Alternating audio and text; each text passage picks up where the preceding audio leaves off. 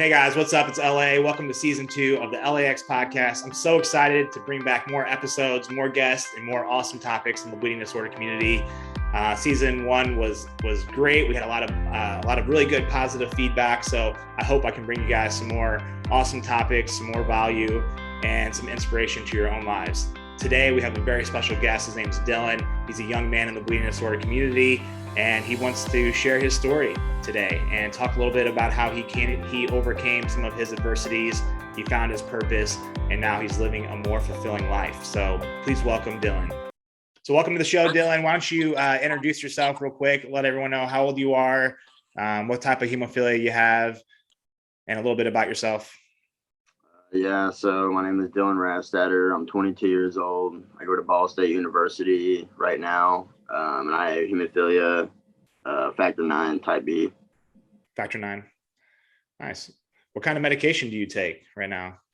I believe it's Alprolix. Alprolix? Okay. Yeah. Nice, man. Have you tried other medications in the past? Was on, I think it was called Benefix. Okay. For the majority of my life, and then we just recently changed the last few years. Okay. Yeah, man. I know there's a lot of new stuff coming out too, which is, really exciting. Yeah. I actually did an interview recently, and they're coming out with something for factor 9 guys like you and I, where you can just do like a subcutaneous shot where it's, just in the skin. That's what I heard. Yeah. So that'd be pretty cool, man. That could be game changing. Yeah. So tell us a little bit about yourself, man. Like when were you diagnosed, and how did that process go? So the way my parents told me, I guess, I was diagnosed. So I guess I was crying one night in my crib as a baby, and my parents walked in, and I was covered in bruises and all swollen and stuff. And I guess they just drove me around to doctor until one of them could, finally figure out what it was. Yeah. Man, so you said, did you have like bruising and stuff on your body? Yeah, that's what they said. Yeah. How did that go? Like, did anyone ever accuse like your parents of anything, or? They never told me that. I don't. Okay. I mean, so. All right. I was curious about that. I had somebody recently reach out to me and say that bruising was a big issue for some people growing up, but glad to hear it wasn't for you guys. No, yeah. Speaking of bruising though, like did that continue as you got older, or did that eventually go away? No, it was easier for me to bruise, obviously. It wasn't as bad, I think, because when you're a baby, it's going to be a lot worse, but like, yeah, it still does. There's sometimes I just had a huge one on my side the other day, from skateboarding, and I barely nicked myself, but it was pretty big bruise. So yeah. Oh wow. So how is your overall health these days? How are you managing? Good, much better. Yeah. Really? How many bleeds do you think you get like a year now? Oh God. Maybe 1 or 2. Really? Yeah. Wow, that's awesome, man. I try to manage it a lot better now. Dude, that's really good. Wow, very impressive. But yeah, man. So I want to kind of dig into your story a little bit more. You're a young guy, so I think that you could be very influential to the next generation of people growing up. There's a lot of changes going on. Things are so much different these days than it was when you and I were growing up. But talk to me a little bit about how it was for you growing up in school, and how did you feel? And what was that experience like? It was definitely difficult, because up until I reached out to you, I think you're the only person that I know to have hemophilia. So no one, like, growing up in school I knew had hemophilia. So I was the only one. So like right from the jump, it was kind of like I was, I was like different than everyone else, Yeah.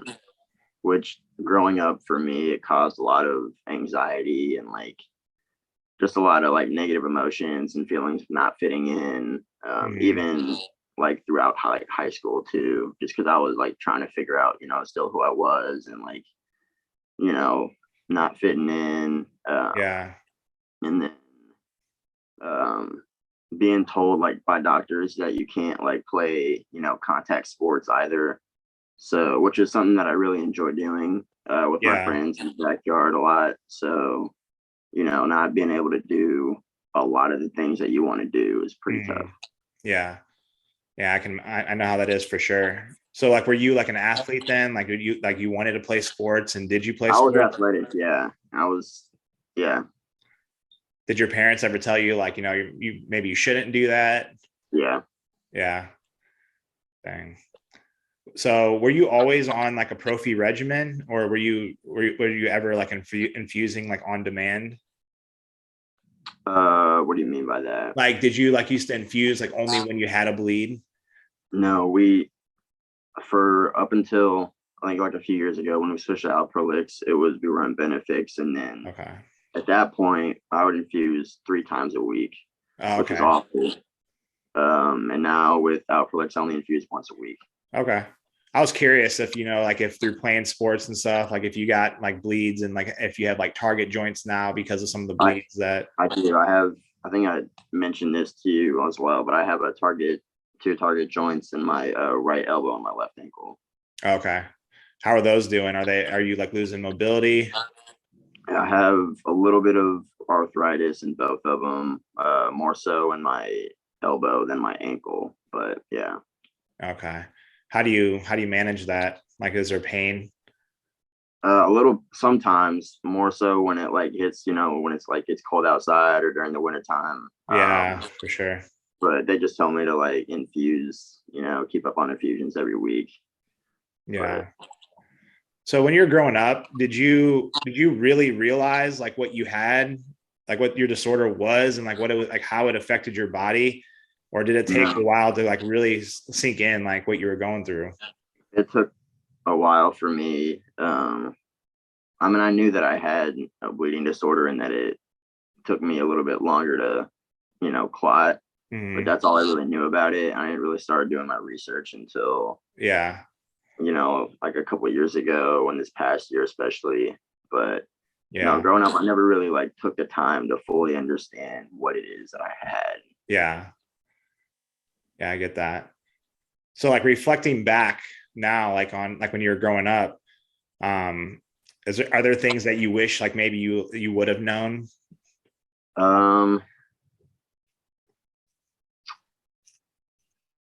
Like maybe is it just like maybe meeting, like maybe you just wish you would have known other people, or I think that would have helped a lot. I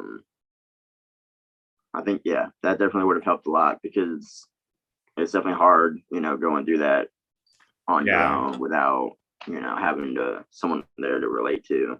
Yeah. Or like educate you, on what exactly you have. Yeah, for sure. And what you're capable of too is what I found, like you don't really, I think that I like when I was growing up, I really doubted myself on what I could accomplish.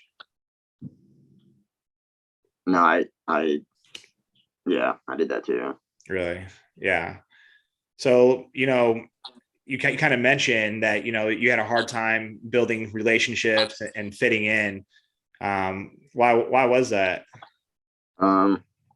Just because, again, I feel like it's hard for me to relate to people because I have this, serious thing going on, and then everyone else is kind of, not that they don't have serious things going on in their lives, but I'm like the only one around all these people who has this one, kind of rare thing. Yeah. And so, I mean, I had like a really close group of friends growing up, but I never really went outside, that circle, because and when I tried to explain it to people, they would say, they would like really understand, because I didn't even fully understand at that point. So I have to say, Yeah, for sure. Like, did you ever like not tell them, like, or did you tell your friends, hey, I've got a bleeding disorder? There were some people that I weren't as close to that I wouldn't disclose that to, just because they didn't need to know. But all of my like really close friends growing up, they all knew. Really? Did they understand it, or were they kind of like, man, we can't touch this kid? No, they accepted it. Yeah. And they weren't really like when we would play like backyard sports too, we would always tackle each other. So it wasn't like they would. Well, that's cool then. Yeah. Yeah, because I definitely remember how that was too. You know, you don't want to feel like you're being treated differently because of it. But yeah, man, so that's really awesome. So that was your high school, you know, during high school. And then did you end up going to college? Yep, still at Ball State. I'm in my last year right now. Okay. How's that going? What are you studying? Okay, so I was social work for the last 3 years. I'm doing general studies right now. I'm just finishing it out because I decided a little bit too late in the year that I wanted to start my own business. Okay. And I only have one more year of school left, so I figured I might as well just, write it out and get my degree while I'm at it. So nice, man. That's awesome. That's really good. Definitely seems like a lot different than from like my journey going through school. Like I missed a lot of school because of having bleeds. So it seems like you were able, like, I feel like the medications changed that a lot, you know, like you're you're infusing a lot more, but you're staying healthier. So that's really cool, man. That's inspiring to hear that, you know, you made it through, you're almost through college. Any plans you got for after college on kind of what you want to do? The plan right now is, I've been thinking about this for years. I just kind of feel like I need to get out of my hometown because I feel like I've grown, uh, like to where I can, while I'm here. So I'd like to move out to Florida, a little bit after I graduate college, and then start my life at there. Yeah, man. Nice. I think, you know, one thing that I really want to talk to you about is, you know, you mentioned, you know, struggling a lot, kind of going through a lot of adversity, and then discovering like your purpose essentially, and basically going from, you know, why me, you know, why do I have this disorder, to embracing it fully and finding, you know, your calling. So, I mean, do you want to explain that transition and maybe like how that happened, and, you know, what is your purpose, and what things did you do to find that? Yeah. So the video kind of like cut out a little bit. What did you say? So I was just saying, like, you discussed finding your purpose, you know, like having hemophilia, and at first kind of just being really depressed, and like, you know, basically saying like, you know, why me, going from a why me attitude to, you know, this is my purpose, this is my reason, and this is how I'm going to help and inspire other people. Like, how did you get through that transition and make that? So like, just because of all of the negative things that I associated hemophilia with growing up, and not being able to do anything that I wanted to do, it felt more like a burden than a gift at the time. And then it wasn't really, I guess, until like 20 or 21 that I kind of like took on the mindset of like life doesn't happen like to you, but it happens for you. And so then that kind of made me think that like I was given hemophilia like for a purpose, and I didn't just, it didn't just like end up with me for like, And you even mentioned God a little bit. Do you have like a religious background that like kind of maybe also assisted you with, not you know, growing up? Yeah, not growing up, but again, like when I turned like 2021, I really started like get back in touch with my faith, and then God has definitely been the reason why I was able to find my purpose and start to think positively about why I have this. And then, so yeah, I definitely believe that if I wouldn't have found God and like my faith, then I don't think that I would have thought about this in a positive way or had found my purpose in life. Man, that's really powerful, man. And I'm glad you shared that. And I think that could be one of the biggest takeaways from today's podcast, even because, you know, for me personally, I went down that same path of feeling like I hit rock bottom. And a lot of times when you hit rock bottom, that's when you figure out the things that you really need in order to live a fulfilling life. And it's crazy how many times that when you're seeking that answer, that answer is God. So, you know, for me, it was that way. And it's really awesome to see that, you know, it happened that way for you as well. Yeah. Well, no, I definitely think like all of the kind of really bad stuff that I went through in life, I look back on it now as a good thing, because if I wouldn't have gone through all those things, then I wouldn't be here today. Yeah. I wouldn't be the person that I am. So Yeah. But I think we're in a generation now and a time frame where, if you talk about God, it's like weird, right? Or like yeah, people are exactly. like, or if you mention him, it's like, oh my God, this guy's a Bible thumper, or he's trying to like Yeah. throw something down my throat. But honestly, man, I want people to watch this, and if they're feeling hopeless and like they don't have any way out, for them to look at guys like me and you, man, and be like, hey, we've overcome, and on the way we found our purpose, but we did that through giving our life to God and saying, hey God, like I'm not strong enough to do it myself, but I know you are, and if I Yeah. give it to you, then you're going to help me find those answers. So I hope that whoever's watching this does hear that message and maybe will seek that out as well. Yeah. So thanks for sharing that, man. I appreciate it. So, you and I, man, when we talked, you were talking about even doing some like life coaching stuff eventually. Like that was a big passion of yours, and that maybe you're going to pursue that as a career path. So tell me about that. That is the business that I'd like to start. Because I didn't know, school just hasn't like really, been my thing. And I was always stuck looking for like what I wanted to do with my life. And this past year I found, I was like looking through some online, like different like coaching, because I got interested in like, coaching businesses and stuff, like because I love helping people and I love helping people succeed in life and finding their purpose and stuff. And so I found this like life coaching program. It takes like 6 months or something, and then you're certified as a life coach. And I figured that that'd be like just the way that they explained it. I knew that like it just connected with me. Yeah, So, it just hit. You knew. That's awesome. yeah. Dude, that's really cool. And I was telling you when we talked last time, like, man, like I have such a passion for that as well. Yeah. And I think it's so needed in our community. I get the privilege of working with a bunch of guys all around the nation who have a bleeding disorder.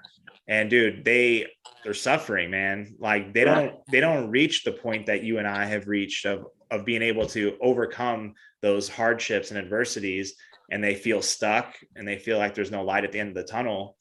So I mean, if they could have a guy like you who's overcome those things and who's dedicated their life craft to finding out, what steps can I help these people take in order to get their life back on track, I think that'd be super beneficial. And the fact that, you can personally relate to them because you have the disorder, you can offer something that no one else in the world can offer.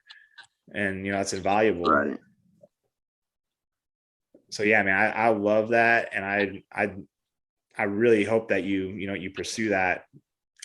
And I feel like I feel like it's going to be a unique path for you, because I don't really feel like that's really offered right now. No. Yeah.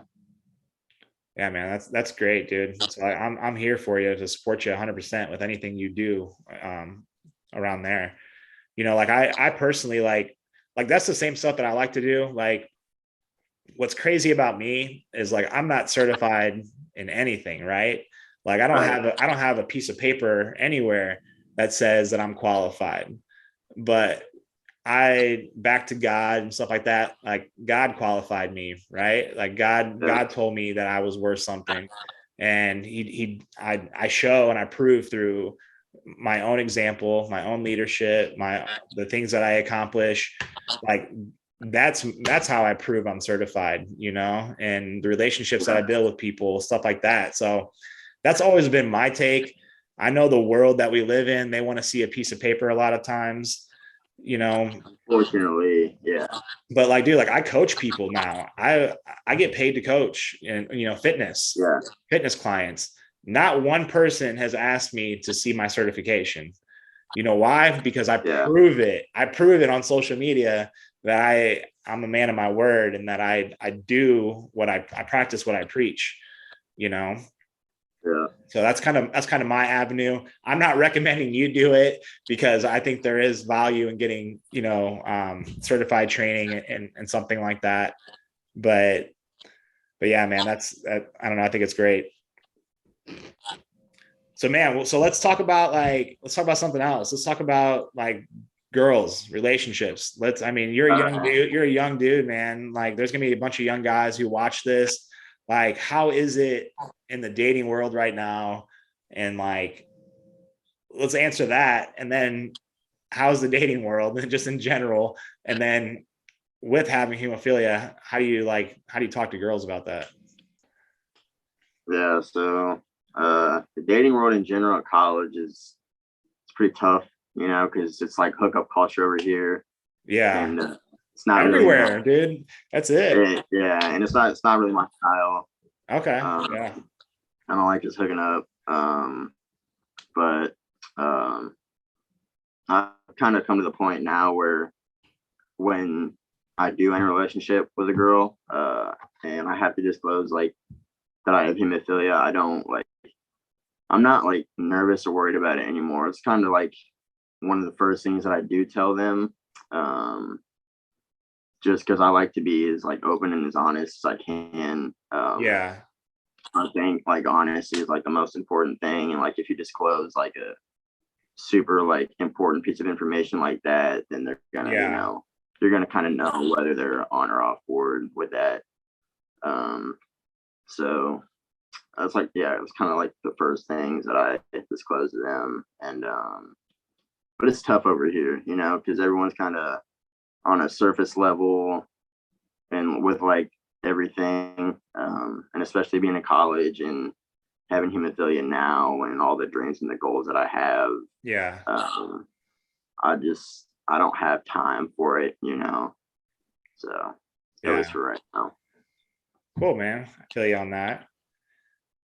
Yeah, I've trying to date as a 33-year-old dude. That's even worse, man. I'll tell you what, it's tough out there, man. It's a tough world, especially like when it's like when you have like faith like background, and you like want to like you want to have like a certain foundation to your relationship, and it's not really normal these days. That's really tough for sure. Yeah, no, I've definitely found it a lot harder for me now that I'm like firm in my faith and beliefs in God, that like it's hard to find people that have those same beliefs. Because what happens is if you like maybe you like find a hot chick and you're like, oh shoot, let's hook up with her, and then like you get with her and she doesn't have the same belief systems as you, same values that you have, and then all of a sudden within 1 or 2 months, like you're not even thinking about God anymore. Right. Yeah. You know what I'm saying? And then you're lost. Yeah. And then you get this little voice being like, hey Dylan, I'm still here, buddy. Like, but you're not on track anymore. And that's what always happens to me. And then I'll get single. And then of course I go right back to my faith and go, oh God, hey, like that's what I want. That's the life I want. Yeah. So I totally get that, man. So what about tattoos? I see you got a tattoo. I mean, that's always a big topic. Like, how's getting tattoos for you? It's like my favorite thing now. I have 6 currently. Really? Working on my 7th. Yeah. It was just at a certain point in my life, I got to like kind of rebelling against my doctors, and them telling me what I can and can't do. And tattoos was one of the biggest things that they kind of explained to me not to do. So of course I went out and got my first one because they told me I couldn't do it. And I've just kind of been getting them over and over since, and really not like for like a few of them, I called them up and let them know that I was getting one, but the rest of them, I just kind of went and did it on my own, and I made sure I was safe, but Yeah. What do you do? Like, do you have like a protocol, anything you do to? I infuse right before, and then once I get the tattoo, I'm good. Yeah. I haven't had any problems with it. So yeah, that's good to hear, man. I get that question all the time. And I mean, based off of my experience and the people I've talked to, like you, like, I haven't heard of any like bad stories, to be honest, about it. Yeah. Yeah. So, and that's what's also hard is like, it frustrates, like the doctors frustrate me a lot sometimes too, because they I mean, I'm sure that they know a lot about hemophilia because they're hematologists, but they don't like really know what it's like to have it, so they couldn't like possibly know. I think they like to play it safe, like they'd rather. So but by doing that, it makes us feel like we're not capable of doing some of the same things other people do. Right. Yeah. But that's why it's important, I think, to have real voices out there of people like us, telling the true stories of what it's really like.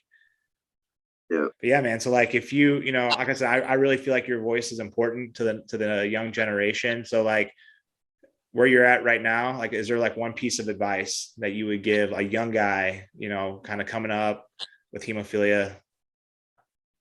I mean, yeah, and I've been trying to think about that for a while too, because I've been trying to think about like what I would like to have been told by someone who had hemophilia. I mean, you always kind of go to the easy answer, like don't let anyone tell you that you can't do anything, because you can. So you're more capable than you think you are, or what you've been told. Because I think most people in my life, including my parents, unfortunately, they would not necessarily put me down, but steer me away from doing what I knew that like I could do. Yeah. Just because I did have hemophilia, and just with everything else, because no one really liked to take like risks anymore. So I'll just say like find a supportive group of people that you can relate to. Yeah, I think that's huge too. Definitely having a big support system. Yeah. For sure. Yeah. I mean, and today, like a lot of times, if your family's not there to support you, like what's awesome is, with social media, you can connect with people, like you guys can follow Dylan. I mean, I'm sure you're on Facebook too, right? Yeah. So you got Facebook, Instagram. What's your Instagram account? DCRAST 623. 613. Okay.